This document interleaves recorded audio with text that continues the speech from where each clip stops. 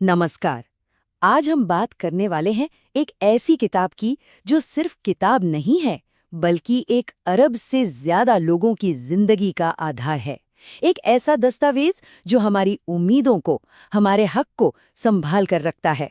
जी हाँ, हम बात कर रहे हैं भारत के संविधान की। अब जरा सोच कर देखिए, एक देश जहां इतनी सारी भाषाएं हैं, इतने अलग अलग धर्म, इतनी सारी संस्कृतियां, मतलब हर कुछ किलोमीटर पर सब कुछ बदल जाता है। ऐसे देश के लिए एक कॉमन रूल बुक, एक नियम पुस्तिका बनाना कितना मुश्किल रहा होगा, है ना? यही वो सबसे बड़ा सवाल था जो हमारे देश के निर्माताओं के सामने खड़ा था। और उनका जवाब था, एक ऐसा दस्तावेज बनाना जो सिर्फ कानून की मोटी किताब ना हो, नहीं, बल्कि वो एक नए भारत की आत्मा हो, उसके सपनों का आईना हो। और वही दस्तावेज बना हमारा संविधान, द कॉन्स्टिट्यूशन ऑफ इंडिया। तो चलिए, आज हम इसी ब्लूप्रिंट को, आप कह सकते हैं, परत दर परत समझने की कोशिश करते हैं।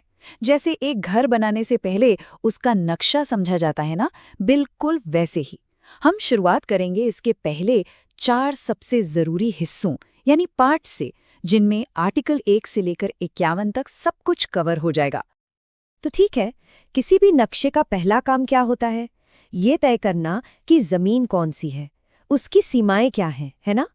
तो हमारा संविधान भी यहीं से शुरू होता है।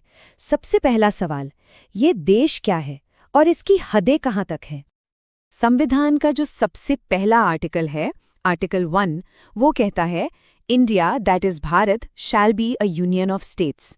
अब देखिए, यहाँ यूनियन शब्द पर गौर करना बहुत जरूरी है।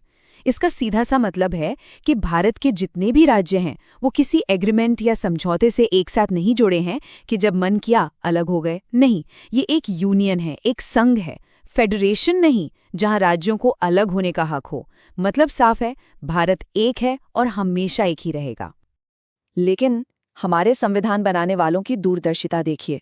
उन्होंने इसे पत्थर की लकीर नहीं बनाया। उन्होंने इसमें एक लचीलापन, एक फ्लेक्सिबिलिटी रखी। उन्होंने संसद को ये शक्ति दी कि अगर जरूरत पड़े तो नए राज्य बनाए जा सकते हैं, मौजूदा राज्यों की सीमाएं बदली जा सकती हैं। और ये तो हम सबने देखा भी है ना? समय समय पर नए राज्य बने भी हैं। तो ठीक है, देश का नक्शा तो तय हो गया। अब अगला बड़ा सवाल, इस जमीन पर जो लोग रहते हैं वो कौन है? मतलब कौन भारतीय है, कौन नहीं, किसे हम सिटीजन कहेंगे? संविधान का दूसरा भाग, पार्ट 2, इसी बड़े सवाल का जवाब देता है। ये बताता है कि जब संविधान लागू हुआ तो उस वक्त नागरिकता यानी सिटीजनशिप के क्या नियम थे। और सोचिए, ये उस वक्त की बात है जब देश का बंटवारा हुआ था, तो ये मुद्दा कितना ज्यादा जरूरी और संवेदनशील रहा होगा। यहाँ एक और जरूरी बात है। आर्टिकल 11 ये साफ करता है कि नागरिकता को लेकर भविष्य में कोई भी कानून बनाने की जो आखिरी शक्ति है वो संसद के पास होगी। मतलब समय के साथ जरूरत के हिसाब से इन नियमों को बदला जा सकता है। चलिए अब आते हैं इस ब्लूप्रिंट के सबसे सबसे मजबूत हिस्से पर, इसकी नींव पर, यानी हमारे फंडामेंटल राइट्स, मौलिक अधिकार। ये वो अधिकार है जो हमसे कोई नहीं छीन सकता, सरकार भी नहीं। ये हमारी ढाल हैं जो हमें हर तरह की मनमानी से बचाते हैं। और हमारे संविधान ने हमें ये 6 बहुत ही मजबूत स्तंभ दिए हैं।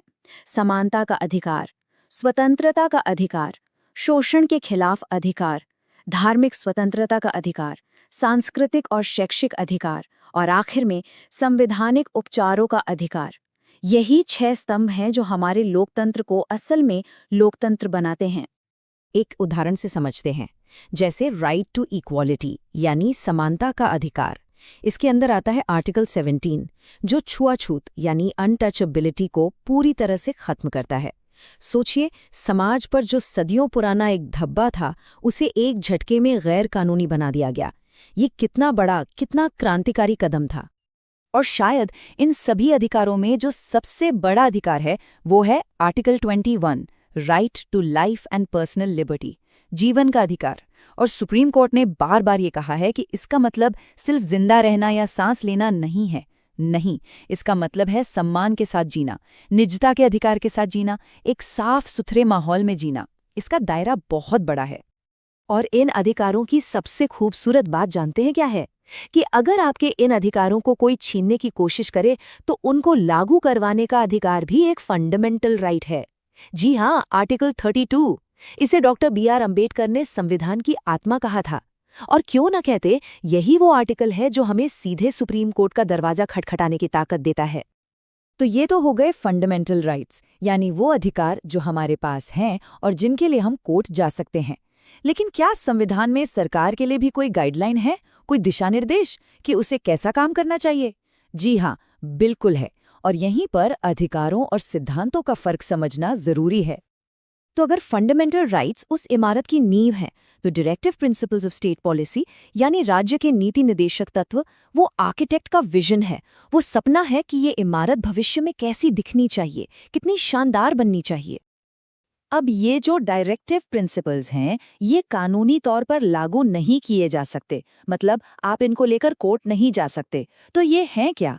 इन्हें आप सरकार के लिए एक तरह की मॉरल टू डू लिस्ट समझ सकते हैं, एक गाइड बुक जो सरकार को बताती है कि अच्छे कानून बनाते वक्त किन बातों का, किन लक्ष्यों का ध्यान रखना है। और इस लिस्ट में देखिए कितने बड़े बड़े सपने हैं। आर्टिकल 40 जो कहता है कि गांवों में पंचायतें मजबूत हों, यानी गांधी जी का ग्राम स्वराज का सपना। आर्टिकल 44 जो एक समान नागरिक संहिता की बात करता है। पर्यावरण की रक्षा, जानवरों का कल्याण और तो और पूरी दुनिया में शांति को बढ़ावा देना, ये सब हमारे संविधान का विजन है। तो ये था हमारे संविधान का शुरुआती ब्लूप्रिंट। देश की जमीन, उसके लोग, लोगों के अधिकार और देश के लिए देखे गए सपने, ये सब कुछ 70 साल से भी पहले लिखा गया था। तो अब सवाल ये उठता है कि आज के भारत के लिए इस ब्लूप्रिंट का कौन सा हिस्सा सबसे ज्यादा जरूरी है, और आने वाले कल की चुनौतियों का सामना करने के लिए हमें इसके किन हिस्सों पर सबसे ज्यादा ध्यान देने की जरूरत है। ये